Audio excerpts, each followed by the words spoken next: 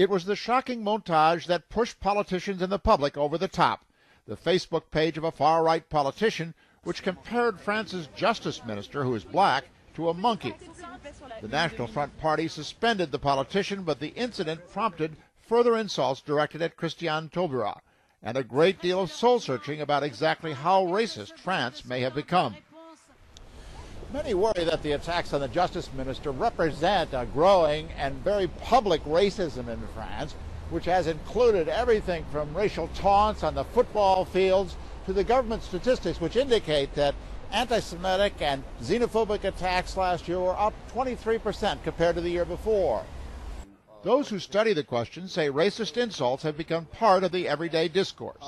Racist slurs that used to be absolutely uncommon in France are becoming more and more common, if not more and more accepted in French society, in growing parts of the French society. So there is a lot to worry about. One person who has a front row seat on the issue is Jeremy Money, who runs a company that moderates and deletes racist and other objectionable comments from media websites and social network pages. Money says the recent attacks against the justice minister led to a 10% spike in the number of openly racist comments. With the rise of social media and the rise of the use of social media in France, it became an outlet for racist behavior. And he believes that while the economic crisis may be one cause of rising intolerance, another is the openly anti-immigrant stand of French politicians.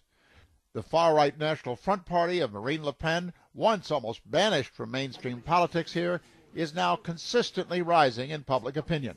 One recent poll indicates that 42% of the French could now vote for a National Front candidate in coming elections. And while the party denies it is racist and insists that racism is not on the rise in France, it makes no bones about the fact that it stands against immigration. To be against immigration is not being racist.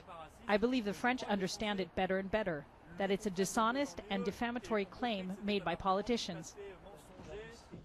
But many would disagree, including organizations like SOS Racism. It's one of the dozens of groups which will be marching this weekend against racism.